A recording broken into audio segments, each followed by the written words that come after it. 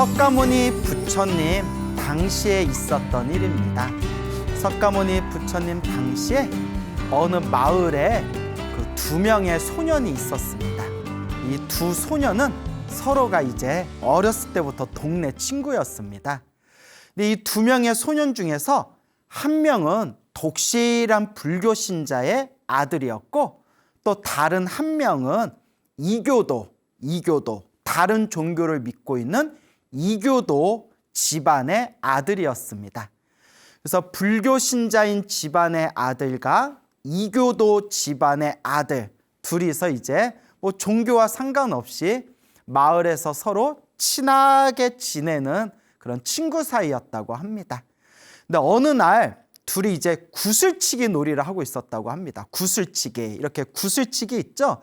2600여 년 전 부처님 당시에도 구슬치기 놀이가 있었나 봅니다. 물론 지금처럼 매끌매끌한 그런 구슬은 아니겠죠.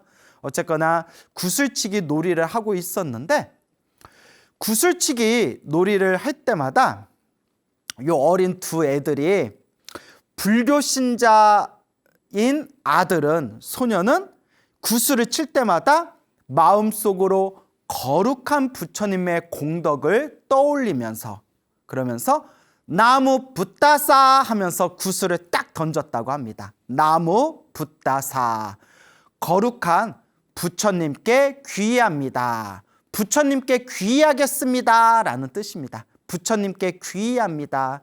부처님께 귀의하겠습니다 라고 외치면서 나무 붓다사 하면서 구슬을 딱 이렇게 던졌고, 그 이교도 집안의 아들인 그 이교도 소년은 또 자기가 모시고 있는 그런 스승님을 마음속에 떠올리면서 우리 스승님께 귀의하겠습니다. 우리 스승님께 돌아가 의지하겠습니다. 우리 스승님께 귀의하겠습니다 하면서 구슬을 딱 던졌다고 합니다. 그런데 부처님 빽이 더 강했는지 나무 붓다사, 거룩한 부처님께 귀의하겠습니다 라고 하면서 구슬을 던진 불교 집안의 아들이 번번이 구슬치기에서 이제 승리를 거두게 되는 겁니다. 그러니까 요 이교도 집안의 아들이 자기가 자꾸 구슬치기에서 지니까 요 친구인 불교 집안의 요 소년이 구슬 칠 때 어떻게 치나 하고 유심히 관찰을 했다고 합니다. 근데 다른 것은 자기하고 별 차이가 없고, 다만 저 불교 집안의 이제 아들인 저 불교를 믿는 소년은 구슬을 딱 하고 던질 때마다 나무 붓다사, 부처님께 귀의합니다 라고 이제 외치면서 구슬을 딱 던질 때마다 딱거리면서 이제 구슬을 이제 아주 그냥 명확하게 적중을 시키는 것을 유심하게 이제 관찰하고 알아차리게 됩니다. 그래서 이 이교도 집안의 아들이, 저 녀석이, 저 친구가 구슬치기에서 계속 승리하는 이유가, 이기는 이유가 저 주문을 외우기 때문에, 나무 붓다사 부처님께 귀의합니다 라는 주문을 외우기 때문에 구슬치기에서 저렇게 저놈이 이기는 것이구나. 그럼 나도 이제부터 따라해야 되겠다라는 마음을 일으키게 됩니다. 그래서 이제 얼떨결에 구슬치기에서 이기고 싶다라는 마음으로 다른 종교를 믿고 있었던 집안의 그 소년이 이제 친구 따라서 구슬을 칠 때마다, 구슬놀이를 할 때마다 그 친구도 나무 붓다사, 부처님께 귀의합니다 라고 외치면서 이제 구슬치기 놀이를 하게 됩니다. 그런데 희한하게 나무 붓다사, 부처님께 귀의합니다 하면서 이제 구슬을 딱 치니까 부처님 빽이 좋은가 봐요. 구슬치기를 할 때마다 그 구슬치기에서 이제 자기도 점점 승리하게 됩니다. 그래서 그날 이후로 그 이교도 집안의 그 아들이, 그 소년이 이제 그날 이후로부터 나무 붓다사, 부처님께 귀의합니다, 부처님께 돌아가 의지하겠습니다 라는 나무 붓다사라는 그 말이 입에 딱 이렇게 습관이 들게 됩니다. 그러니까 다른 종교를 믿고 있는 집안에 다른 종교를 믿었던 그 아들이 이제 얼떨결에 부처님께 귀의하겠습니다라는 나무 붓다사라는 그런 삼귀의 중에 첫 번째, 거룩한 부처님께 귀의하겠습니다라는 것을 이제 마음에 새기고 입에 습관이 들게 된 거죠. 자, 그래서 어느 날이었습니다.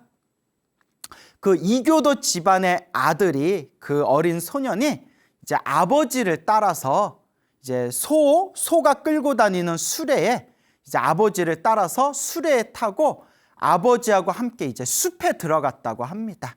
이제 아버지가 땔감을 모으기 위해서, 나무를 모으기 위해서 이제 그 귀여운 아들을 이제 수레에다가 이제 올려놓고 소를 타고서 수레를 끌고 이제 숲에 들어갔겠죠.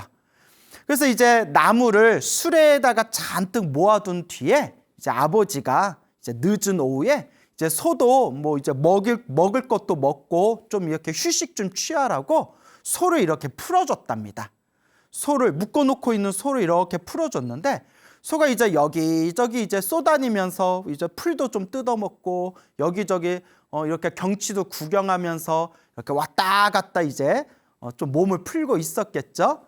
그때 이제 저녁 때쯤에 이제 해가 이제 조금씩 해가 지려고 하는 그때쯤에 성 밖에 있었던 이제 소떼들이 이제 성 안으로 이렇게 우르르 들어가고 있었다고 합니다. 그때 그 풀어줬던 그 소도 얼떨결에 그 소떼를 따라가 가지고 얼떨결에 그 성 안으로 쏙 들어갔다고 합니다. 그래서 이제 집에 들어갈 시간이 돼가지고 아버지가 소를 찾아봤는데 소가 없는 거예요. 그때 이제 아버지가 이제 직감으로 요놈의 소들이 성 안으로 들어가는 소떼들 따라가지고 거기에 껴가지고 이제 성 안으로 들어갔나 보다. 내가 빨리 찾아와야 되겠다 해가지고 이제 아버지가 성 안으로 들어가게 됩니다. 성 안에 들어가서 소를 찾긴 찾았대요. 소를 딱 찾아서 이제 숲으로 돌아가려고 하는 그 순간에 이제 저녁이 돼가지고 성문을 완전히 닫아버렸대요. 그러니까 그 당시에는 워낙 이제 도적들이 많고 산적들이 많고 그러기 때문에 이제 해가 지면 그 다음날 아침에 해가 뜰 때까지 성문을 닫아버리는 이제 그런 문화가 있었다고 합니다. 그러다 보니까 이제 성문이 닫혀버리니까 뭐 어쩔 수 없이 아버지는 성 안에서 이제 다음날 아침에 해가 뜰 때까지 기다려야 되는 상황이었어요. 그러니까 이제 어떻게 해요? 숲에서 그 어린 소년만 혼자서 수레에서 덜덜덜덜 떨면서 이제 아버지를 기다리고 있는 거예요. 아버지가 왜 안 오시지? 아버지가 왜 안 오시지? 나 배도 고프고 해도 져서 날씨도 점점 차가워지고 그리고 막 어두워지니까 막 무서운데 왜 아버지가 안 오실까 하다가 이제 지쳐가지고 수레 위에 이제 잠이 들게 됩니다. 이제 수레에서 잠이 들었을 때 그 숲에 그 밤에 두 명의 야차가 그 숲에 나타나게 됩니다. 여러분 야차라는 말 들어보셨죠? 빨리어로는 아카라고 부르는데 야카. 이 야차가 뭐냐면 그런 힘이 세고 하늘을 날아다니고 힘이 세고 사람을 잡아먹는 그런 요괴를 야차라고 부릅니다. 요괴. 그래서 이제 사람을 잡아먹고 하늘을 날아다니고 큰 힘을 갖춘 요괴입니다. 요괴. 요괴인 이 야차. 이 야차 이 두 명이 나타나가지고 두 마리의 야차가 나타나서 숲을 이렇게 돌아다니다가 그때 수레 위에서 자고 있는 그 소년을 발견하게 됩니다. 소년을 딱 발견했는데 여러분 야차 중에서도 착한 야차가 있고 나쁜 악한 야차가 있답니다. 그래서 우리 그 불교 경전에도 야차들 중에서도 부처님 법에 귀의해서 이제 착한 마음으로 선업을 닦는 그런 야차들이 있습니다. 그런 야차들은 이제 불법을 보호하는 팔부 신장 중에 하나에 들어가고 그리고 악한 마음, 그래서 사람을 잡아먹고 못된 그런 악한 업을 짓는 그런 나쁜 야차가 있다고 합니다. 그러니까 사람도 착한 사람이 있는가 하면 못된 사람이 있듯이 야차도 착한 야차가 있는가 하면 그런 못된 야차가 있었다고 합니다. 자, 그래서 그 두 명의 야차 중에 한 명은 착한 야차였고 또 하나는 아주 악한 야차였다고 합니다. 그래서 착한 야차하고 나쁜 그 야차가 이제 숲을 다니다가 수레 위에서 자고 있는 그 소년을 발견하게 됩니다. 그래서 이 나쁜 야차, 악한 야차가 아이고 잘 됐다. 오늘은 저 녀석을 잡아먹어야 되겠다라고 이제 말을 하는 겁니다. 그 옆에 있는 착한 야차가 그런 말 하지 말아라. 너 왜 그렇게 못되게 사니? 저 소년을 그냥 내버려둬라. 그렇게 나쁜 짓을 하지 말아라 하고 이제 착한 야차가 이제 옆에서 말렸답니다. 근데 이제 못된 놈들은 뭐 옆에서 착한 사람이 아무리 그러지 말아라 해도 말을 안 듣지 않습니까? 그래서 착한 야차가 그러지 말아라, 저 어린 소년을 건드리지 말아라 라고 말렸지만 악한 야차가 그러면 너는 먹지 말아라, 나는 저 녀석을 오늘 먹어야 되겠다 하면서 자고 있는 소년의 그 수레에 가가지고 소년의 발목을 딱 붙들고 이렇게 끌어당겼다고 합니다. 이제 끌고 가서 잡아먹으려고. 와, 이 정도면 완전 공포영화네요. 공포영화. 소년의 그 발목을 잡고 자고 있는 소년을 끌고 가려고 하는 순간 소년이 무언가 큰 힘이 자기 발목을 딱 잡고 자기 끌고 가려고 하니까 잠에서 딱 깬 이 소년이 자기도 모르게 무의식적으로 너무 무서워서 너무 두려워서 자기도 모르게 무의식으로 그 습관적으로 나무 붙다사라고 외쳤다고 합니다.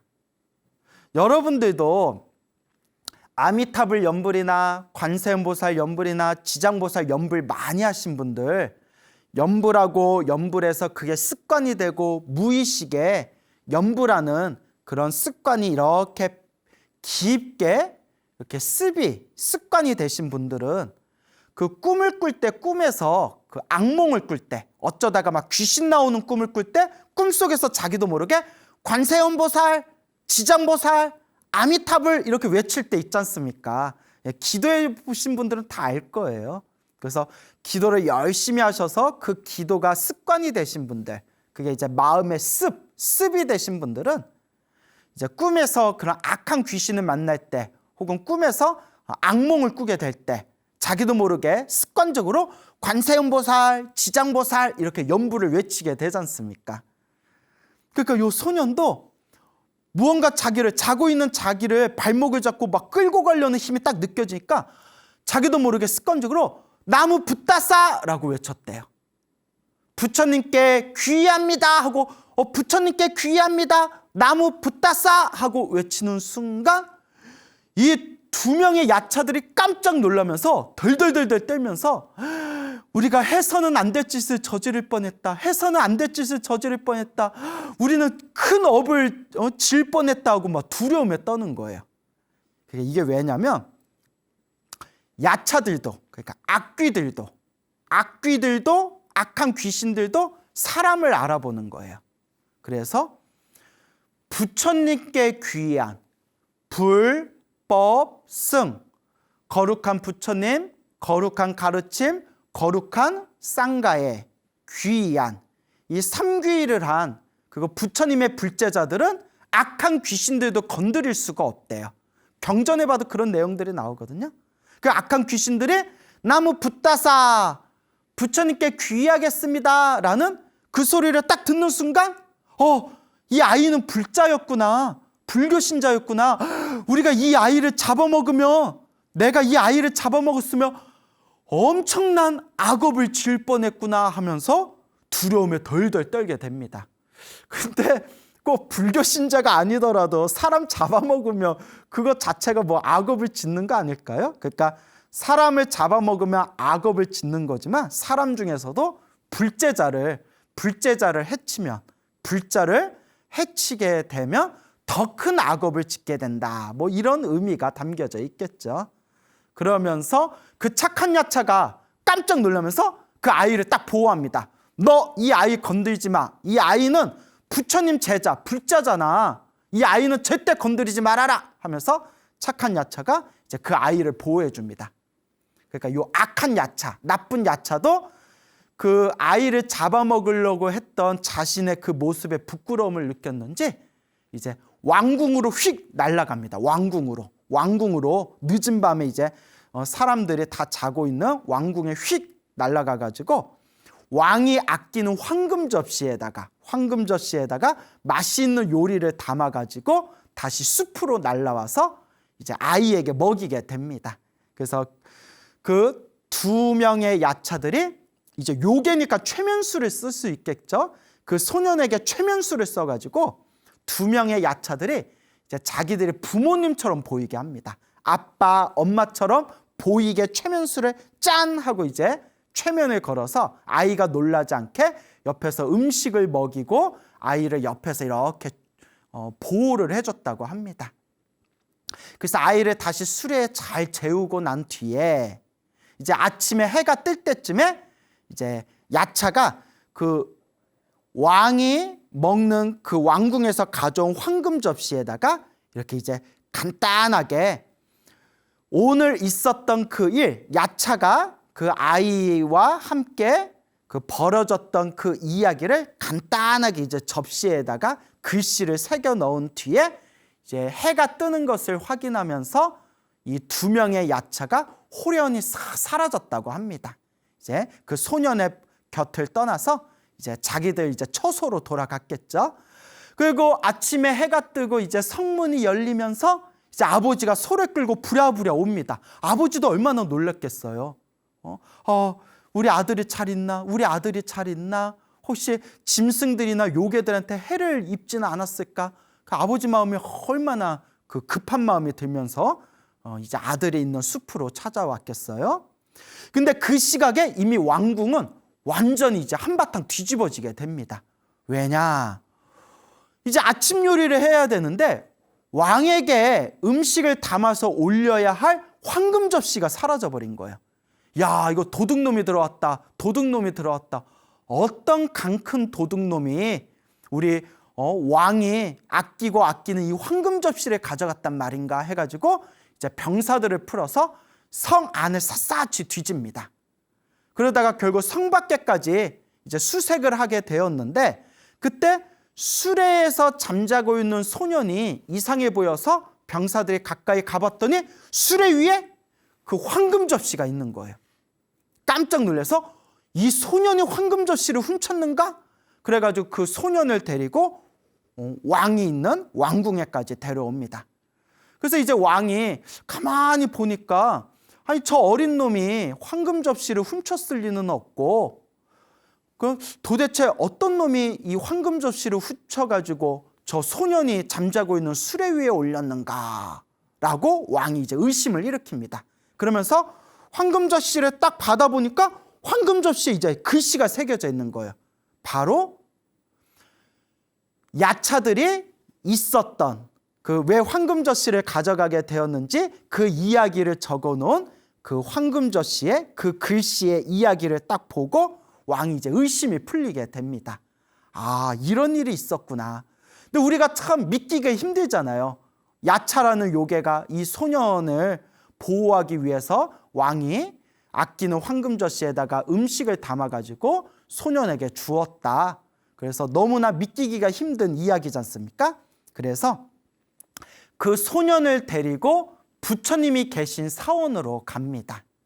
부처님이 계신 사원에 가서 부처님께 이제 예배를 올리고 그 소년이 야차와 있었던 이야기 그리고 그 접시에 새겨져 있는 그 이야기를 부처님께 이렇게 이제 고에 바치면서 그 왕이 부처님께 다음과 같이 질문을 올립니다. 거룩하신 부처님이시여, 만약 누군가가 마음으로 부처님을 생각한다면 나무 붓다사 부처님께 귀합니다 이와 같이 마음으로 부처님을 생각한다면 그 사람은 과연 이와 같이 보호받는 것입니까? 이와 같이 보호받고 부처님의 가피를 받는 것입니까? 부처님을 마음속에 떠올리고 부처님을 생각하면 그러니까 생각할 염, 부처불, 염불이 되겠죠. 부처님을 생각하면 이와 같이 그 사람은 보호받게 되는 것입니까? 라고 부처님께 질문을 올리니 부처님께서 미소를 지으면서 다음과 같이 말씀하십니다. 그 누군가가 만약에 부처님을 생각한다면 그 사람은 마땅히 보호받으리라.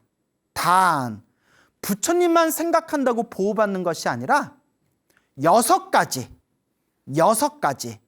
첫째, 부처님을 생각하고, 둘째, 가르침을 생각하고, 가르침, 법을 생각하고, 셋째, 거룩한 수행자들을 생각하고, 거룩한 부처님의 제자의 화합된 모임, 승가라고 하죠.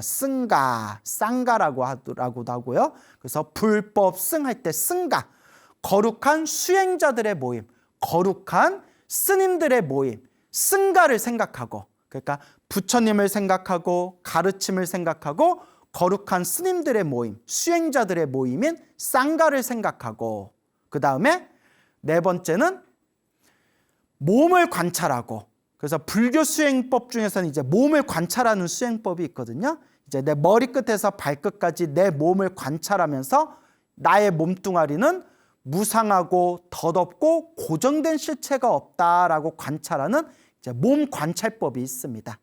그러니까 몸을 관찰하고, 그 다음에 불살생, 중생들을 죽이지 않는다. 중생들의 생명을 존중한다. 그러니까 자비의 마음입니다. 확장하면 자비의 마음. 불살생, 살생하지 않는다. 자비의 마음을 일으키고, 마지막으로 마음을 닦는 것. 마음을 닦는 것에 대해서 깊이 생각한다면 이 6가지 힘에 의해서 부처님을 생각하는 힘, 가르침을 생각하는 힘, 거룩한 수행자들을 생각하는 힘, 그리고 몸을 관찰하는 힘, 그 다음에 불살생, 모든 중생들을 향한 자비심의 힘, 그 다음에 마지막 6번째가 마음을 닦는 그 힘, 이 6가지를 생각한다면 어떤 것을 생각하든 결국 그 중생은 보호받게 될 것입니다 라고 부처님께서 설법하십니다. 이 사건을 계기로 해서 그 이교도, 다른 종교를 믿고 있었던 그 소년의 부모님이 이제 모두 불자가 되었다고 합니다.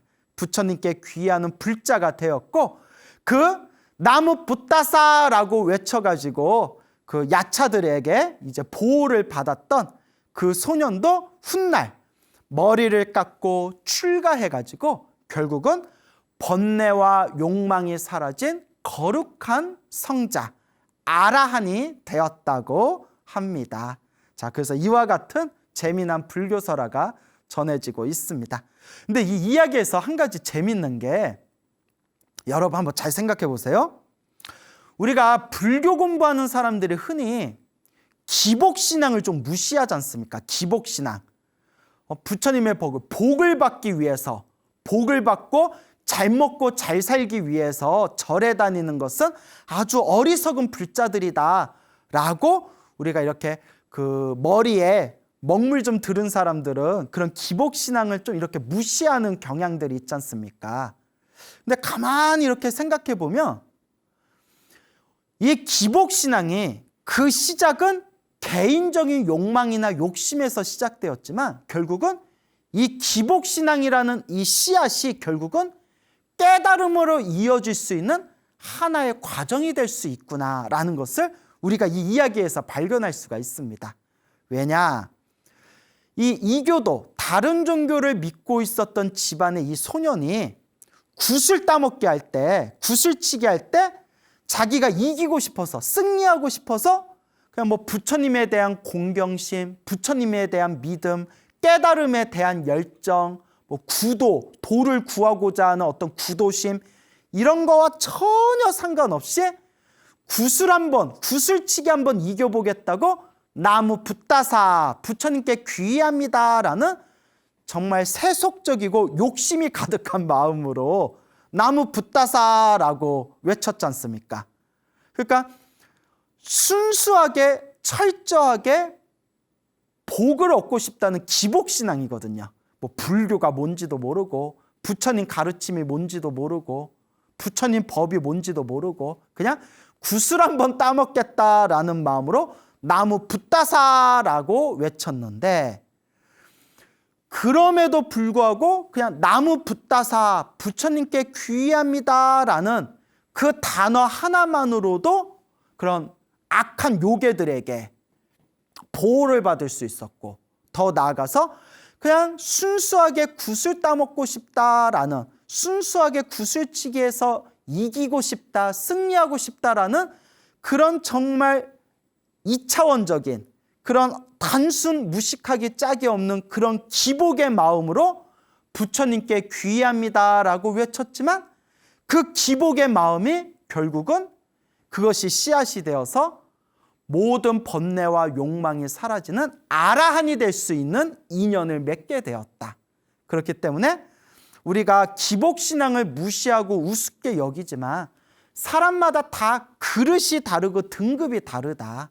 그렇기 때문에 설령 지금은 아직 깨달음의 깊은 경지를 이해하지를 못하고 그냥 나 잘 먹고 잘 살게 해주세요 라는 기복신앙의 마음으로 절에 다닌다 하더라도, 그런 마음으로 절에 다닐지라도 그것이 인연이 되어서 비록 기복으로 시작했지만 그 사람도 언젠가는 미래 세상에 깨달음을 얻을 수 있는 씨앗을 심게 된 것이다 라는 우리가 폭넓은 견해를 가져야 됩니다.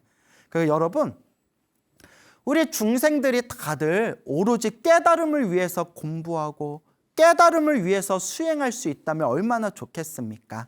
하지만 사람의 등급, 사람의 그 마음의 그릇은 저마다 천차만별입니다. 그렇기 때문에 법화경에서도 대승경전의 왕이라고 불리우는 묘법연화경, 줄여서 법화경에서도 분명히 말씀하시지 않습니까? 그냥 장난으로 연불하고 그냥 장난으로 부처님의 모습을 그림 그린 것만으로도 그 사람은 깨달음을 얻을 수 있는, 성불할 수 있는 그런 씨앗, 그 인연을 심게 되었다. 그래서 저도 예전에는 이 기복신앙을 되게 싫어했지만, 저도 이렇게 많은 사람들을 만나보고 제 나름대로 견문이 넓어지다 보니까 기복신앙이라도 좋다. 일단 절에 와서 부처님께 절 한번 올리고, 부처님께 기도 한번 올리고, 부처님께 공양 한번 올리는 거, 그냥 그거 하나만으로도 우리는 성불할 수 있는 이미 씨앗을 심어 놓았다라는 그런 확신이, 부처님의 대승경전을 보면서 그 확신이 제가 이렇게 뿌리를 내리게 되었습니다. 그래서 기복신앙이라고 해서 우습게 보지 말아라. 그 기복신앙 때문에 결국은 깨달음을 얻을 수 있는 인연을 심게 된다라는 것을 이 소년의 이야기를 통해서 또 우리가 새롭게 재해석할 수가 있겠습니다. 자, 이와 같이 거룩한 부처님께 귀의하고 거룩한 부처님을 향해서 내가 이와 같은 믿음의 마음을 일으키는 것 자체만으로도 우리는 이와 같이 그런 삿된 존재들에게서 보호받을 수가 있다라는 그런 부처님의 가르침이 되겠습니다. 옛날 옛적 중국 불교에서 있었던 일이라고 합니다. 옛날 옛적 그 외국에, 그러니까 뭐 한 인도 정도 되겠죠. 외국에서 어느 사찰에 젊은 비구 스님이 있었다고 합니다. 젊은 비구 스님이 있었는데 항상 이렇게 법화경을 독송했다고 합니다. 법화경. 그래서 법화경을 이렇게 이제 독송했는데 어느 날 이렇게 천천히 이제 숲을 산책하고 있다가 엄청나게 예쁜 여자를 마주쳤대요. 엄청나게 예쁜 여자를 마주쳤는데 여자가 막 다짜고짜 유혹을 하는 거예요. 그래서 막 유혹을 하는데 아이고, 이 젊은 비구스님이 눈이 획가닥 돌아버려가지고 그 예쁘게 생긴 젊은 여자한테 유혹에 넘어가고 맙니다. 그래서 이제 그 책에서 서로 정을 통하였다라고 이제 나옵니다. 정을 통하였다. 정을 통한 게 뭘까요? 뭐 대충 뭐 거시기 뭐 이렇게, 예. 그래서 이렇게 정을 통하였다. 그러니까 스님이 계율을 깨트린 거예요. 계율을 깨트리고 이렇게 정을 통했는데 스님이 그 예쁜 여자와 숲에서 정을 통하고 난 뒤에 정신이 희미해져가지고 비몽사몽이 돼버린 거예요. 무슨 약을 먹은 것처럼 비몽사몽이 돼버린 거예요. 쓰러져서 정신을 잃어버린 거예요. 그러면서 그 예쁘게 생긴 여자가 뿅 하고 몸이 변신하는데 알고 봤더니 사람을 잡아먹는 악한 귀신, 나찰이었어요. 나찰귀. 사람을 잡아먹는 그런 여자 악귀를 나찰이라고 부릅니다. 나찰귀였다는 거예요. 요 나찰귀가, 요 악귀가 이제 예쁜 여자로 변신해가지고 이제 스님을 유혹해서 이제 스님을 잡아먹으려고 했던 거예요. 그래서 자기가 살고 있는 이제 동굴에 그 스님을 데려가서 이제 잡아먹으려고 요 쓰러져 있는, 정신이 미혹돼가지고 비몽사몽에 빠진 요 비구스님을 등에다 업고 하늘을 휘잉 하고 이제 허공을 날아가지고 이제 이 나찰귀가 자기가 살고 있는 이제 집으로 가는 거예요. 동굴로. 그래서 허공을 휙 하고 날아가니까 뭐 귀신들은 하늘을 날아다니잖아요. 악귀들은. 이거 무슨 뭐 옛날 영화 중에 천녀유혼도 아니고 뭐 하여튼 이런 불교설화가 있어요. 휙 하고 이제 날아가는데 스님이 이제 허공에서 비몽사몽에 이제 조금 의식이 드는 거예요. 그래서 이제 분위기가 심상치가 않잖아요. 그래서 야단났다 싶어가지고 마음속으로 법화경을 독송했대요. 마음속으로 법화경을 이렇게 법화경을 계속 암송하니까, 법화경을 외우니까 요 나찰 귀신이 점점 몸에서 힘이 투투투투투투 이렇게 힘이 막 떨어지면서 힘이 쭉 빠지면서 몸이 점점 무거워지면서 밑으로 지상으로 떨어져 버렸대요. 지상으로 떨어지면서 아이고 이거 이 젊은 스님이 이거 무슨 마술을 부렸나 보다 해가지고 요 나찰귀가 두려운 마음이 들어서 그 젊은 비구스님을 그냥 땅에다 내팽겨치고는 멀리 도망가 버렸다고 합니다. 휙 하고 이제 도망가 버렸어요. 그러니까 젊은 비구스님이 법화경을 독송한 그 힘으로 나찰귀의 힘을 쭉 이제 그 나찰귀의 그 악한 요술을 깨트려 버리고 이제 그 나찰귀를 공포에 떨게 만들고 이제 쫓아내 버리게 된 거예요. 그래서 이 스님이 이제 나찰귀가 멀리 떠나니까 이제 다시 정신을 들게 됩니다. 멀리서 땡 하는 종소리가 울려요. 그 종소리 울린 거 이제 절이 있다는 거잖아요. 그래서 여기 어디에 절이 있나 보다, 부처님 도량이 있나 보다 하고 이제 비틀비틀 일어나가지고 종소리를 따라서 이렇게 걸어갔더니 이제 사찰이 나와요. 거기 이제 스님들이 우르르 나오는데 그 스님들이 입고 있는 옷의 복장, 승복이라든가 언어가 너무 다른 거예요. 그래서 서로가 서로 이제 말이 통하지가 않는 거예요. 뭐 너 어디서 왔냐? 그러니까 뭐 서로 무슨 말인지 모르는 거예요. 알고 봤더니 그 외국에 있었던 젊은 비구스님이 나찰귀를 타고 허공을 날아가다가 자기 고향에서 2000리나 떨어진 곳에서 그 중국 땅에 이제 떨어지게 된 거예요. 야, 멀리도 날아갔다. 멀리도. 그러니까 이제 겨우 이제 손짓 발짓 해가지고 이제 겨우 말이 통하게 되었는데, 서로가 이제 조금 소통이 되게 되었는데, 그때 그 중국 사찰의 스님들이 이제 무슨 얘기를 하냐면, 저 외국에서 날라온 저 비구 스님은 무거운 계율을 깨트렸다. 무거운 계율을 깨트렸기 때문에 승려로서 여기서 머물 수가 없다. 내쫓아야 된다라고 이제 그런 이제 이야기가 나오게 됩니다. 그때 옆에 있었던 어느 스님이 다음과 같이 의견을 냅니다. 스님들 한번 생각해 보십시오. 저 젊은 비구 스님이 무거운 계율을 깨트렸지만 그거는 악귀의 유혹에 넘어가서였고, 지금은 그 악귀의 그 소나귀에서 벗어나지 않았습니까? 그리고 더더구나 법화경을 독송하였기 때문에 법화경의 공덕의 힘으로, 부처님의 가피의 힘으로 저 악귀를 물리치고 그래도 가까스로 우리가 살고 있는 이 사찰에까지 온 것이 아닙니까? 그러니까 마땅히 받아주되 이곳에서 부처님께 간절히 참회를 하면서 우리가 좀 받아줘야 된다고 저는 생각합니다. 라고 하니까 이제 결국 그 의견이 맞는 것 같다 해가지고 그 젊은 비구 스님, 외국에서 나찰귀의 등을 타고 오다가 이제 뚝 떨어진 그 이제 외국의 젊은 비구 스님을 이제 받아주게 되었고, 그리고 오랜 세월이 지난 뒤에 그 젊은 비구스님이 드디어 무슨 인연이 닿아가지고 이제 고향으로 배를 타고 고향으로 다시 돌아갈 수 있었다라는 그런 이제 재미난 불교설화가 전해지고 있습니다. 이제 이 이야기를 보면 그 젊은 비구스님이 그 예쁘게 생긴 그 예쁜 여자의 몸으로 변한 그 악귀를 만났을 때 만약에 그 유혹에 넘어가지 않았더라면 나찰귀가 감히 그 스님을 해를 입히지 못했을 겁니다. 왜냐하면 부처님의 제자고 또한 계율을 수지하고 있는 깨끗한 계율을 지키고 있는 그런 부처님의 가피를 받고 있는 비구스님이기 때문에 그 악한 귀신, 요 악귀가 그 비구스님을 절대 해코지를 할 수 없었을 텐데 그 비구스님의 순간 마음이 미혹돼서 그 악한 귀신의 유혹에 넘어가 정을 통하는 바람에 정을 통해 가지고 그 깨끗한 계율이 무너지는 바람에 부처님의 도움을 받지 못하고 부처님의 은은한 가피가 깨져버리면서 이제 나찰귀에 소나귀에 붙들려서 잡아먹히게 되는 그런 상황이 펼쳐지게 된 겁니다.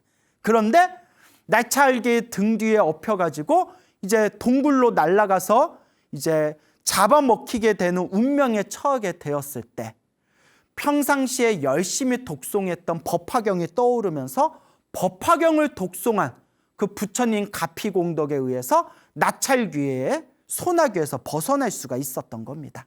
저는 여기서 이 이야기에서 무엇을 느꼈냐면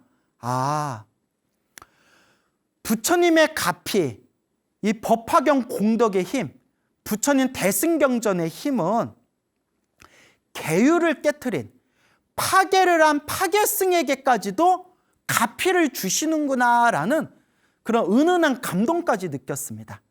우리 중생들 같으면 너 내 제자가 돼가지고 감히 계율을 깨트려? 이런 못된 놈, 너 같은 놈은 악귀한테 잡아먹혀도 너는 할 말이 없어 라고 우리 같으면 신경질 나고 화딱지 나가지고 이렇게 발로 뻥 찰 수도 있지 않습니까? 근데 부처님의 가피 공덕은 계율을 잘 지키든 계율을 깨트렸건 착한 사람이건 악한 사람이건 지혜로운 사람이건 어리석은 사람이건 전혀 구분하지 않고 그 모든 중생들을 자비로서 다 섭수해 주시는구나. 만약에 그 비구스님이 법화경을 독송했을 때 계율을 깨트린 파괴승이라고 해서 법화경을 외웠는데도 아무런 공덕이 없이 아무런 가피를 얻지 못하고 법화경을 외웠는데도 동굴로 끌려가서 잡아먹히게 되었다면 우리같이 죄업이 많고 업장이 두껍고 업보가 두꺼운 우리 중생들이 기도할 필요가 뭐가 있겠습니까? 하지만 부처님의 가피와 부처님의 이 지혜와 자비의 광명은 이 법화경을 포함해서 수많은 대승경전의 그 위심력은 계율을 잘 지키건 계율을 혹시 못 지켰다 하더라도 전혀 구분하지 않고 중생들의 다 자비로서 구제해 주시는구나라는 그런 거룩한 부처님의 자비심이 있기 때문에 우리같이 죄업이 많은 범부 중생도 부처님께 의지해서 우리의 마음을 닦을 수가 있고 우리가 대승경전을 닦을 수가 있는 겁니다. 너무 감동스럽지 않습니까? 물론 이제 뭐 파괴한 거는 뭐 안타까운 일이지만 이제 그거에다 초점을 맞추지 마시고 이와 같이 부처님 가피는 그 누구에게도 반드시 자비로운 손길을 내밀어 주시는구나라는 것을 우리가 명심해야 됩니다. 이와 같이 부처님의 가피를 통해서 이와 같이 위험에서 벗어난 그 젊은 비구스님의 이야기가 이렇게 불교설화로 전해지고 있습니다. 그렇다고 꼭 법화경만 효과가 있는 건 아닙니다, 여러분. 제가 늘 말씀드리죠. 금강경은 금강경대로 위심력이 있고 법화경은 법화경대로 위심력이 있고 신묘장구 대다라니는 신묘장구 대다라니로 위심력이 있고 모든 부처님의 경전은 그 자체로 부처님의 공덕, 에너지, 가피, 자비와 지혜의 광명이 있습니다.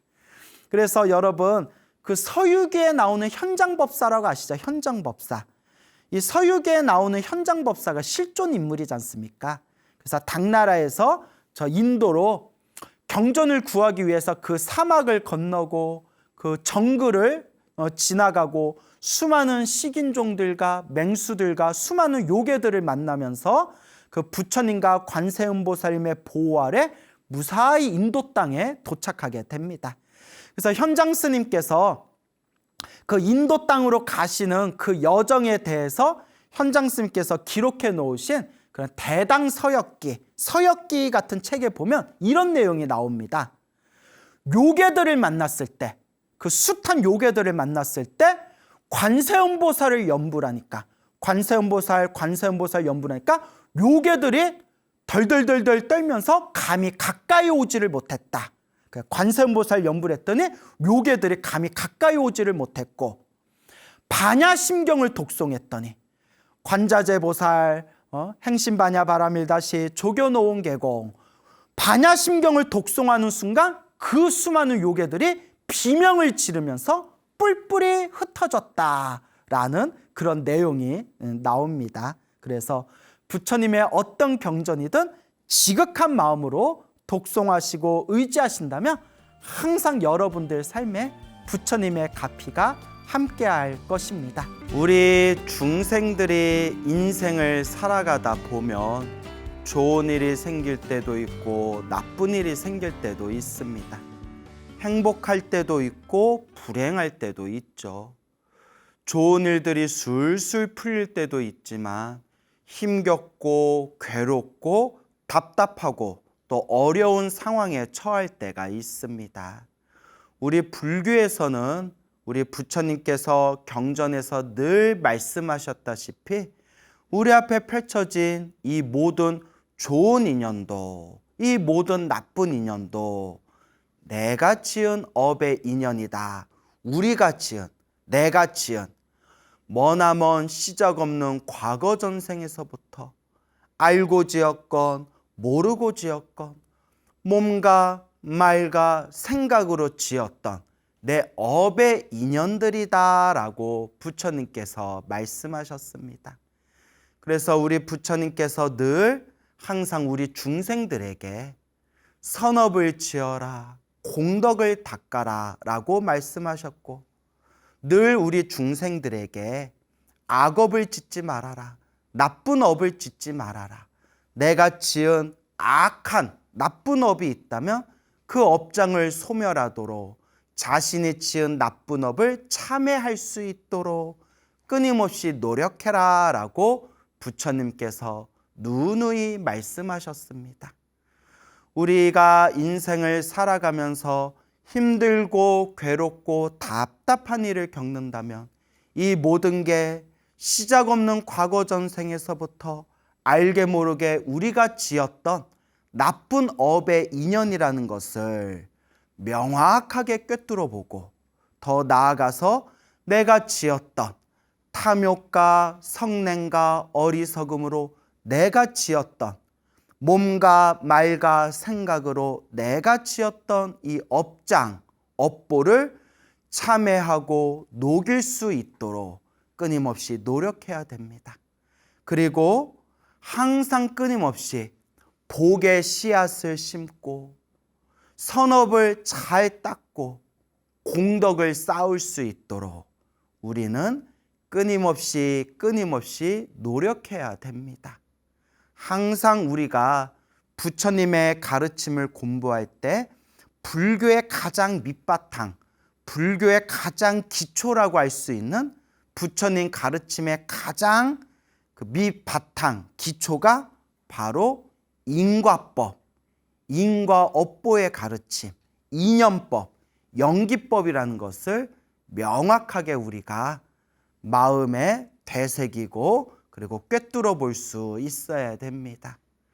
그래서 우리가 살아가면서 주변에 힘들고 괴롭고 답답한 일이 있다면 제일 먼저 늘 기도하고 염불하고 끊임없이 내 복과 선업과 공덕을 닦으면서 나에게 주어진 나쁜 업장의 에너지를 소멸하고 나에게 행복의 열매를 맺게 해줄 수 있는 그 복과 선업과 공덕의 씨앗을 우리가 잘 심어야 됩니다.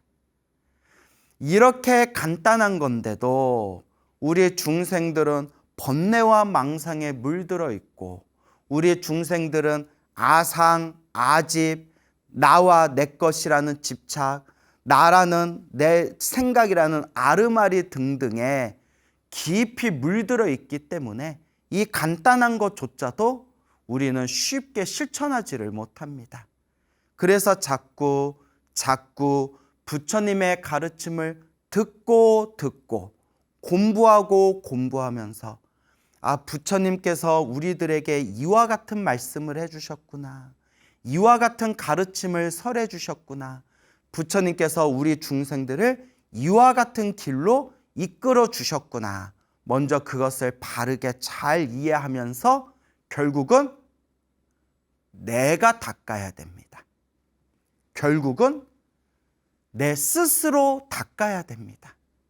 이 행복도 이 불행도 내가 지은 업의 인연이라는 것을 명확하게 이해하고 되새겨야 합니다. 얼마 전에 아주 재미난 그런 또 아주 놀라운 그런 가피 이야기를 듣게 되었습니다. 지금 마산에서 신행 생활을 하고 계시는 그런 노보살님이 계세요. 저 마산이라고 아시죠? 저 경상도에 마산이라고 있지 않습니까? 그 마산에서 지금 신행 생활하고 계시는 노보살님께서 저에게 직접 해주신 말씀이에요.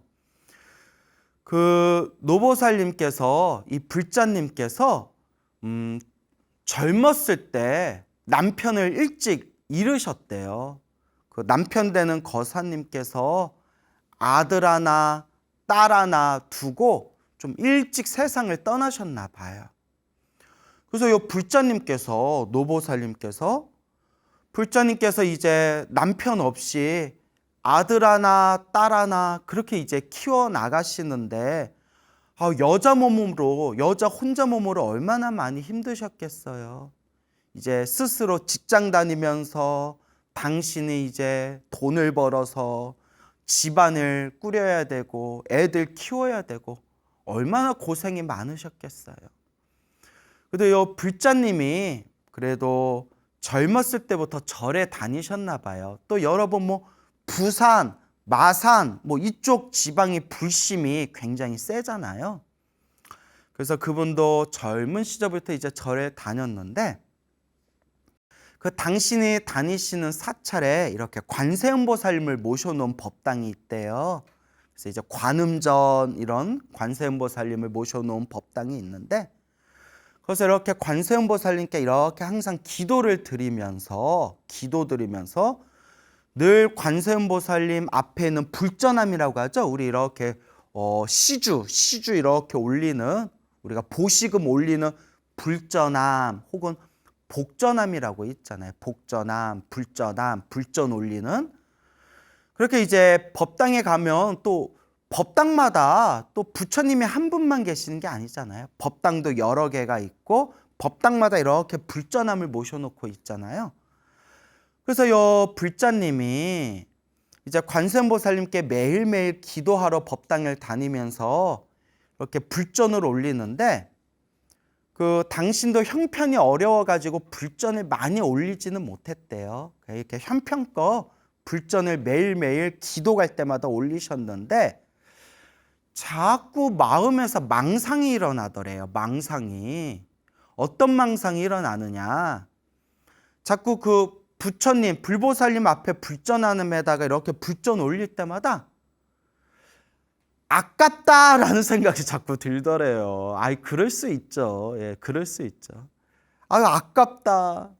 내가 지금 집안 형편도 안 좋고 우리 애들, 아들, 딸, 애들도 키워야 되는데 매달 요 불전을 이렇게 모으면 이거 애들 차비로도 쓸 수 있고 학비로도 보탤 수 있고 그리고 생활비에도 이게 다 도움이 될 텐데, 그 법당에 가서 매번 이렇게 불전을 올리려니까 그렇게 이제 자꾸 아깝다라는 생각이 들더래요. 근데 여러분, 이제 사실 우리 불교에서는 법당에, 신도분들이 법당에 들어오실 때 편안하게 자유롭게 들어오시잖아요. 뭐 등산 가다가도 들어오시고, 뭐 이렇게 어디 소풍 가가지고 근처에 있는 절에 성지순례 가서도 이렇게 법당에 들어와서 부처님께 인사드리잖아요.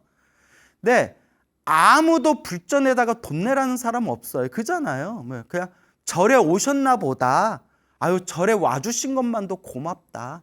그러다가 자기가 마음 나면, 형편이 되면 쌀도 올리고 뭐 초도 올리고, 아니면 이렇게 지갑에서 불전을 꺼내가지고 이렇게 불전함에다 공양도 올리고. 여러분들 뭐 절에 다니신 분들 다 아시겠지만 법당에 들어가서 불전에다가 공양금 안 올렸다고 뭐 아무도 뭐라는 사람 없잖아요. 뭐 광우스님이 이렇게 CCTV로, 법당에서 CCTV로 이렇게 보고 있다가 법당에 들어왔는데 그 불전 안 올리고 그냥 나간다고 막 광우스님이 후다닥 막 뛰어가가지고 왜 불전에 공양 안 올리세요? 뭐 이러지 않잖아요. 그렇잖아요, 여러분. 절에서는 이제 그런 게 없는데, 근데 이제 그 노보살님은, 그 불자님께서는 이제 당연히 절에 와서 부처님께 기도 올리니까 갈 때마다 이렇게 불전에다가 공양을 올리는 거고, 그렇게 이제 아마 습관이 들이셨나 봐요. 근데 불전을 올리면서도 집안 형편이 많이 어려워서 그랬겠죠. 다 우리가 충분히 이해할 수 있는 일이잖아요. 아깝다라는 생각이 좀 자꾸 드셨대요. 참 솔직하시죠, 보살님이, 불자님이. 솔직하게 저한테 얘기를 하시더라고요. 그런데 어느 날도 이렇게 또 법당에 기도하러 갔는데 간절하게 이렇게 기도를 하면서, 또 그 기도하면서 이렇게 불전함에다가 또 불전을 올렸는데, 또 좀 아깝다라는 생각이 또 이렇게 드셨나 봐요. 그런 망상이 아깝다라는 생각이 들면서 이렇게 기도하고 있는데, 그분 말씀이 눈앞에 환한, 아주 생생한 환상이 펼쳐지더래요. 환상이 눈앞에서 영화같이, 꿈이 아니라 정말 생생한 그 영화 같은 모습이 눈앞에 쫙 펼쳐지는데, 어떤 환상이 펼쳐지더냐 하면, 여러분 심청이 아시죠? 심청전에 보면 심청이가 눈이 먼 신봉사를 위해서 공양미 300석에 몸을 팔아가지고 인당수에 이제 자신의 몸을 버리고 풍덩 뛰어들었는데, 거기서 용왕이 감동을 해서 그 연꽃 위에 이제 그 심청이가 짠 하고 이제 나타나고, 지나가는 왕이 배 위에서 연꽃 위에 피어오른 그 심청이를 보고는 그 왕이 이제 그 심청이를 구해서 이제 결혼을 해가지고 심청이는 왕비가 돼서, 너무나 아버지 신봉사가 보고 싶어가지고 그 전국에 있는 그 장님들, 그 시각장애인들을 위해서 이제 큰 몇 날 며칠 장치를 벌이다가, 이제 신봉사가 이제 왕께서 우리 시각장애인들을 위해서 이와 같이 큰 잔치를 벌이셨다라는 얘기를 듣고, 이제 신봉사가 마지막 날에 가서 이렇게 음식을 얻어먹고 있다가 왕비가 아버지 신봉사를 보고 아버지 하니까 신봉사가 청아 하면서 눈을 번쩍 떴다라는 심청정의 그 아름다운 이야기가 있지 않습니까? 다 아시죠? 어렸을 때 다 보셨잖아요. 그 모습이 생생하게 눈앞에 펼쳐지더래요. 심청이가 아버지를 위해서 공양미 300석에, 3,000석이었나? 300미였나? 잘 기억이 안 나네요. 공양미 300석에 이제 자신의 몸을 팔아가지고 그 인당수의 몸을 풍덩하고 인당수의 몸을 던지는 그 장면이 불자님 눈앞에서 생생하게 영화처럼 쫙 펼쳐지더래요. 심청이 이야기가. 그리고 눈앞에 환상이 싹 사라졌는데, 이 불자님도 처음 겪은 일이었대요. 처음 이게 무슨 뜻인가? 이게 무슨 돌인가? 이게 뭔가? 이 목고, 이게 목고, 이 목고, 이게 무슨 뜻인가 하다가 딱 가슴에 와닿는 느낌이 딱 하고 머리를 딱 스치더래요.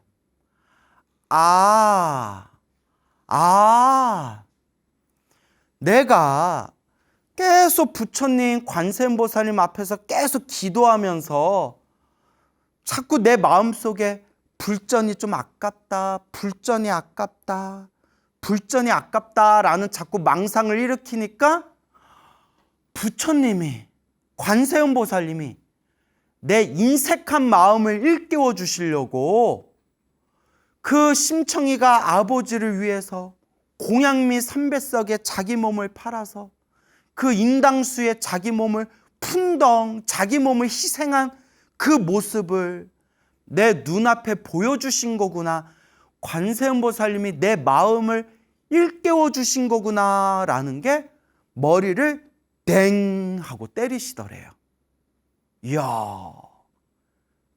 그런데 이것도 제 생각에는 우리 부처님도 관세음보살님도 알아들을 수 있는 사람한테나 그런 모습을 보여주시는 거지 아무나 그렇게 그런 환상이나 영상을 보여주시는 건 아니잖아요. 제가 보기에는 요 불자님이 그래도 전생에 성근이 있고 마음이 좀 순수하셨던 분 같아요. 그러니까 알아들을 것 같은 사람한테도 관세음보살님이 이런 모습으로 일깨워 주시는 거겠죠. 그때 보살님이 어리석은 내 마음을 일깨워 주셨구나. 어리석은 내 마음을 일깨워 주셨구나. 그러면서 눈물을 쭈르륵 쭈르륵 눈물을 흐르면서 부처님, 관세음보살님 앞에서 다 합장하면서 이렇게 발언하셨대요. 부처님, 보살님, 제가 이제부터는, 오늘부터는 제 몸을 아끼지 않고 더 열심히 기도하겠습니다. 제가 부족하면 부족한 대로 제 형편껏 열심히 복을 짓겠습니다. 부처님, 제가 더 열심히 닦겠습니다. 라면서 눈물을 주르르르 흘리면서 그렇게 부처님과 관세음보살님 앞에서 두 손 모아 합장하시고 그렇게 발언을 하셨다고 합니다. 그래서 원래도 절을 열심히 다니셨지만 그날부터 더 열심히 기도하시고 더 열심히 공덕을 닦으셨대요. 그러면서 그날 이후로 하루도 기도를 멈춘 적이 없었대. 단 하루도. 항상 당신이 기도할 분량을 딱 정해놓고 하루도 기도를 쉰 적이 없었대요. 그래서 요 노보살님이 무슨 말씀을 하시냐 하면 요 불자님께서 젊은 시절에 직장을 다니다가 뭐 이렇게 한번 직장 사람들끼리 뭐 MT를 간다든가 뭐 이렇게 소풍 같은 데 갈 때 있잖아요. 아니면 무슨 수련회 같은 데 갈 때 있잖아요. 수련회 같은 거. 그렇게 사람들하고 같이 어디 멀리 지방에 가게 되면 이렇게 방을 같이 썼대요. 이제 남자 직원들 따로 여자 직원들 따로 방을 그렇게 같이 썼겠죠. 그러면 하루 종일 이렇게 사람들하고 있다 보면 기도를 할 수 있는 시간이 없다는 거예요. 그 기도 시간을 놓쳐버리잖아요. 그러면 이제 유일하게 밤에 잠잘 때 이제 유일하게 시간이 남는데 도저히 어디서 기도할 데가 없더래요. 거기에 이렇게 모텔이나 수련회관 같은 데였겠죠. 그래서 사람들하고 단체 생활하면서 방을 같이 쓰는 상황이니까 혼자 밤에 일어나서 기도하면 옆에 교회 다니는 사람들도 있을 거고 성당 다니는 사람도 있을 거고 또 잠을 자고 있는데 막 기도하고 있으면 사람들 잠자는데 피해를 줄 수도 있잖아요. 그래서 보살님이 어떻게 했냐면 불자님이 살짝 사람들 자고 있을 때 살짝 일어나가지고 화장실에 들어가서 화장실에 앉아가지고 화장실에서 혼자 기도하셨대요. 오늘 해야 할 기도를 화장실에서 그걸 다 하셨대요. 부처님, 제가 어쩔 수 없이 화장실에서 기도합니다. 부처님 용서하십시오 하면서 그날 기도를 화장실에서라도 다 했다는 거예요. 그 말을 듣고 제가 얼마나 깜짝 놀라고 감동을 받았는지, 저 같은 경우에도 여러분들한테 맨날 기도해라, 매일 기도해라 하지만 저도 막 너무 피곤하거나 상황이 여의치 않거나 어디 멀리 지방에 있거나 할 때는 저도 그냥 부처님은 내 마음 아시겠지 하면서 저도 그냥 잘 때가 있거든요. 예, 아유 부처님이 내 상황을 아시겠지. 예? 뭐 저나 여러분이나 중생들 마음이 좀 그런 게 있잖아요. 그런데 그 불자님은 젊은 시절에 하루도 기도를 빠뜨리지 않고 기도할 시간이 없으면 화장실에 가서라도 혼자 기도를 했다는 거예요. 그렇게 몇 년을 기도했더니 드디어 불보살님의 가피가 점점 그 열매가 무르익으면서 알게 모르게 점점 좋은 일들이 생기고 알게 모르게 점점 집안일이 편안하게 안정이 되더래요. 그리고 지금 다 큰 성인 남녀가 된 아들 하나 딸 하나 다들 사회에 나가서 자기 몫을 잘하고 있는 그런 이제 사람으로 무럭무럭 잘 컸다고 합니다. 너무 많이 편안해지시고 말로 다 표현할 수 없을 만큼 수많은 가피를 받으셨대요. 정말 많은 가피를 받으셨대요. 그래서 아드님하고 며느리 분하고 가족분들하고 같이 오셨는데 이 아드님이 아주 그냥 듬직하고 우직하게 생기신 아주 훈남이시더라고요. 아드님이 아주 남자같이 생긴, 뭐 남자니까 남자같이 생겼겠죠. 남자니까 아주 그런 듬직하게 생긴 그 훈남이신데, 그 워낙 불심이 깊으니까 아들을 이제 사찰에 청년회를 보냈는데, 사찰에 청년회를 다니다가 청년회에서 아가씨를 만나서 연애를 하더래요. 그래서 보살님이 아들을 불러서 호되게 혼을 냈대요. 너 부처님께 기도하라고, 부처님 가르침 공부하라고 청년회 보내놨더니 부처님께 기도는 안 하고 너는 절에서 여자 만나서 연애하고 있냐, 이렇게 이제 막 꾸짖으니까 아니 좀 할 수도 있지 뭐 그렇잖아요. 우리 뭐 청년회 가서 그 선남선녀 불자들끼리 만나가지고 결혼하고 오손도손 잘 살면 좋죠. 그러다 애 낳으면 애 머리 깎여서 출가시키고 그러면 뭐 좋지 않겠어요? 그래서 출가자도 별로 없는데, 그렇게 막 아들을 꾸짖으니까 아드님 하는 얘기가 아주 그냥 명품이에요. 어머니한테 뭐라고 했냐면, 어머니, 어머니가 저 어렸을 때 항상 기도하시고 항상 부처님께 관세음보살님께 늘 가족들을 위해서 기도하는 그 모습을 보고 어머니, 제 마음의 이상형이 불심이 깊고 기도 열심히 하는 여자가 제 이상형이었습니다. 말도 잘하죠. 그런데 청년회에서 그런 여자를 만났습니다. 우리 어머니처럼 불심이 깊고 기도 열심히 하는 아가씨를 만나서 그래서 제 이상형을 만났습니다 했더니 어머니께서 너 말은 잘한다 그러셨대요. 그리고 그 청년회에서 만난 불심이 깊고 기도 열심히 하는 그 아가씨가 지금 며느리가 된 거예요. 그래서 그 며느리 분도 봤는데 얼굴이 참 밝고 맑더라고요. 그래서 제가 그 노보살님께 정말 며느리 복이 참 많으세요 라고 이렇게 제가 막 덕담을 해드렸거든요. 너무 보기가 좋더라고요. 그래서 그 노보살님께서 스님, 제가 그 젊은 시절부터 그 심청이가 인당수에 몸을 뛰어드는 그 환상을 본 이후로 부처님 앞에서 눈물을 흘리면서 제가 더 열심히 제가 닦겠습니다 라고 발언한 그날부터 제가 정말 이루 헤아릴 수 없이 부처님 가피를 받았습니다. 부처님 감사합니다. 부처님 감사합니다 라고 정말 그런 감동이 가득한 이야기를 저에게 직접 들려주셨습니다. 참 아름답고 너무나도 아름다운 그런 불자님의 가피 이야기가 아닐 수가 없습니다.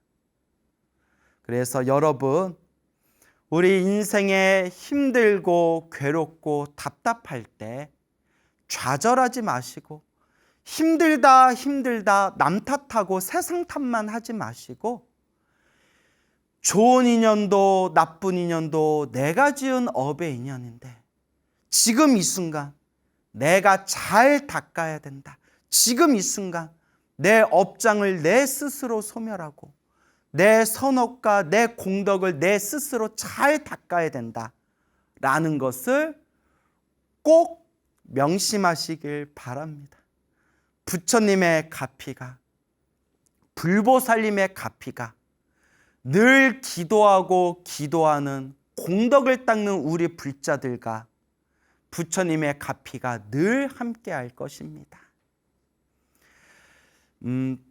며칠 전에 정말 놀라운 가피 이야기를 또 들었어요. 며칠 전에 일본에서 제일 교포가 오셨어요. 교포가. 여성 불자님이신데 연세가 지금 50대 중반이세요. 50대 중반에 이제 자그마한 체구에 우리 일본인 교포이신 그 제일교포 여성 불자님이 오셨는데 그분께서 정말 놀라운 가피 이야기를 해주셨습니다. 여러분, 시선을 집중하시기 바랍니다. 정말 놀라운 가피 이야기입니다. 우리 제일교포 불자님께서, 여성 불자님께서 이제 일본에서 일을 열심히 해가지고 제법 이렇게 돈을 넉넉하게 저축을 하셨대요. 열심히 젊었을 때부터 생활전선에서 일을 열심히 하셔서 그러니까 저축한 돈이 많았는데 한국인 남편분하고 같이 이제 한국에 왔다가 남편 되는 거사님께서 사업을 진행하다가 큰 사기를 당한 거예요. 사기를 당하셨대요. 사기꾼들 못됐어 진짜. 사기를 당하셨는데 우리가 이걸 전문 용어로 눈탱이 맞았다고 하죠. 눈탱이 맞았다라고 표현하지 않습니까? 정말 사기꾼들 못됐어요. 그죠? 사기를 크게 당해가지고 저축한 돈은 다 날리고 심지어 5억이 넘는 돈을 빚을 졌대요. 5억. 우리 같은 일반 서민들은 평생 돈을 모아도 5억 만들기가 힘들잖아요. 생활비로 돈 쓰면서 이렇게 그 저축을 해도 직장인들이 정말 노후에 5억을 저축하기가 힘들다 뭐 이런 얘기들이 있잖아요. 우리 서민들은 빚을 5억이나 진 거예요. 어떡해요. 5억이나 빚을 졌으니 너무 힘들고 괴롭고 심지어 가진 돈이 없어서 너무 형편이 어려워서 일본에 집이 있는데 일본으로 건너갈 돈조차 없었대요. 수중에. 완전히 바닥이 나가지고 그냥 경제 상황이 완전 바닥을 쳐서 주머니에 일본 집으로 돌아갈 돈조차도 없을 정도였대요. 그 멘탈이라고 하죠. 멘탈. 그 정신이 우르르르르 무너져가지고 강가에 몇 번이나 갔대요. 왜 갔겠어요? 확 뛰어들어서 죽어버리려고. 몇 번이나 자살 시도를 하려고 그 강가에 가가지고 강에서 뛰어들까 그냥 이 세상 다 놓아버릴까? 그냥 죽어버리면 편할까? 그리고 오만 가지 생각이 들더래요. 다행히 죽지는 않으셨어요. 다행히 물에 뛰어들지는 않으셨는데 그냥 아차하는 순간에 자기 생명 놓아버리는 거예요. 얼마나 힘들겠어요. 얼마나 괴로우셨겠어요. 몇 번이나 자살 시도를 할 만큼 힘들고 괴로운 상황이었는데 빚이 5억이 있는 상황이었고 그동안 모아둔 돈은 다 그냥 허공으로 사라져버렸고 어찌 일본으로 돌아왔대요. 일본 집으로 돌아와서 어떻게 이제 빚도 갚고 목구멍이 포도청이라고 먹고는 살아야 되잖아요. 온갖 잡일을 다 하기 시작하셨대요. 온갖 잡일을 하면서 그렇게 이제 다시 직장 생활을 하시게 되었는데 너무 괴로운 거예요. 그러다 이제 전 세계에 이제 우리 인터넷 동영상이 널리 퍼져 있잖아요. 그 너튜브라고 아시죠? 너튜브 다 뭔지 아시죠? 너튜브에서 우연히 광우 스님의 소나무를 딱 보게 됐대요. 일본에서. 일본에도 인터넷은 다 되니까 딱 동글동글한 광우 스님이 소나무에서 막 이렇게 불교 TV BTN 소나무에서 막 이렇게 썰을 푸는데 딱 보는 순간 요 불자님이 딱 소나무 보는 순간 딱 드는 생각이 이런 사이비라고 야 이런 사이비를 봤나 딱 든 생각이 사이비였대요. 사이비. 정말 막 거짓말 같고 말도 안 되고 어이가 없고 짜증이 나더래요. 무슨 막 기도를 하니까 막 가피를 받고 막 몸에 병이 났고 안 좋은 일들이 술술 풀리고 야 이런 사이비를 봤나. 야 말은 잘한다. 참 말은 잘한다. 이렇게 생각하셨대요. 그리고 이제 계속 꾸준히 소나무를 보셨대요. 그래서 제가 여쭤봤어요. 아니 보살님, 불자님 소나무 보는 순간 이런 사이비를 봤나? 이게 다 거짓말이지 이게 말이 되냐? 라고 생각했다면서 소나무는 왜 계속 보셨어요? 하고 여쭤봤더니 그잖아요. 말이 안 되잖아요. 하시는 말씀이 항상 마지막에 여러분 행복도 불행도 내가 지은 업의 인연입니다. 좋은 인연도 나쁜 인연도 다 내가 지은 업입니다. 그게 그 힘들고 괴로운 그 순간에 너무 위안이 되더래요. 내가 왜 이런 일을 겪었나? 내가 왜 이런 괴로움을 겪어야 되나? 내가 왜 이렇게 괴롭고 힘들까? 그런데 내가 과거 전생에 지었던 빚을 지금 갚은 거구나. 빚을 갖고 있는 거구나. 다 내가 지은 업을 내가 받는 거구나. 라고 생각하니까 그게 그렇게 위안이 되시더래요. 그래서 사이비 같고 거짓말 같았지만 이야기가 재밌어서 계속 들으셨대요. 그렇게 듣고 들으시다가 사람이 쇠뇌가 되잖아요. 쇠뇌가. 여러분들이 너튜브라든가 인터넷 동영상에서 무슨 강의라든가 법문을 들을 때에도 정말 잘 가려서 들어야 돼요. 왜냐하면 그게 쇠뇌가 되거든요. 나도 모르게. 그 보살님도 계속 소나무를 볼 때 에이 거짓말 하면서도 자꾸 들으니까 나도 기도 한번 해볼까? 라는 생각이 들더래요. 나도 기도 한번 해볼까? 근데 너무 그때 직장 생활이 너무 바쁘고 힘들어서 거의 휴일이 없을 정도로 했대요. 일주일에 겨우 휴일 하루를 낼 정도로 열흘에 하루를 낼 정도로 빡빡하게 바쁜 상황이라서 매일매일 이제 108배를 하자라고 이제 결심을 하고 인터넷 동영상에서 108배 하는 법을 검색해서 이렇게 108배 하는 걸 인터넷으로 배웠대요. 인터넷으로 108배 하는 법을 배운 뒤에 출근하기 전에 108배, 퇴근하고 나서 잠자기 전에 108배, 이렇게 하루에 2번씩 108배 기도를 올렸대요. 그리고 하루하루 직장에서 시간이 날 때마다 계속 마음속으로 염불을 했대요. 108배를 하면서 절을 하면서 한 배 한 배 절을 하면서 간절하게 마음속으로 부처님 제발 제가 빚만이라도 갚게 해주세요. 제가 더 바라지도 않습니다. 제발 이 빚을 갚게 해주세요. 제발 빚만이라도 좀 갚게 해주세요 하고 정말 절 한 번 할 때마다 간절하게 기도를 했대요. 제발 빚을 갚게 해주세요. 제발 이 빚만이라도 좀 갚게 해주세요. 그렇게 몇 개월이 지나면서 이렇게 다리에 탄탄하게 이렇게 힘이 좀 붙더래요. 그래서 조금씩 숫자를 높여 나가면서 일주일에 한 번, 열흘에 한 번 그렇게 휴일 하루를 내면 그때부터 3,000배 절을 올렸대요. 하루 종일 3,000배를 올렸대요.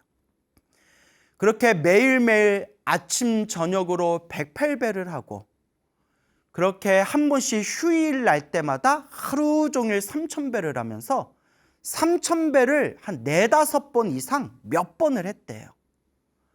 절할 때마다 간절하게 부처님 제가 지은 업을 참회합니다. 부처님 제발 빚만이라도 갚게 해주세요 하고 그렇게 기도하면서 그렇게 시간이 지난 뒤에 점점 소나무에서 들었던 똑같은 꿈을 당신이 그 꿈을 꾸더래요. 막 대소변이 시원하게 싼다거나 막 몸에서 더러운 게 쭉쭉 빠져나간다거나 자꾸 그런 꿈들을 꾸더래요. 그 소나무에서 광우 스님 했던 그런 내용들하고 비슷한 꿈들을 자꾸 내가 꾸네? 라고 하고 있는데 어느 날 정말 생생하고 정말 현실 같은 꿈을 하나 꿨대요. 환한 그런 꿈 속에서 부처님이 눈앞에 딱 하고 나타나셨는데 황금빛, 우리 법당에 가면 황금 불상 있잖아요. 찬란한 황금빛 부처님이 딱 합장을 하시고 너무나 환하고 너무나 해맑게 미소를 지으면서 황금빛 부처님이 환한 웃음을 환하게 미소 지으면서 저 하늘 위로 붕 하고 하늘 위로 솟구치는 꿈을 꿨대요. 부처님 하고 그 황금빛 부처님이 허공으로 싹 솟구치는 꿈을 꾸면서 딱 꿈에서 깼는데 그날 이후로 점점 주변에서 좋은 인연들이 생기고 정말 상상도 못하게 기적같이 좋은 일들이 막 생기면서 여러 좋은 인연들이 도와주면서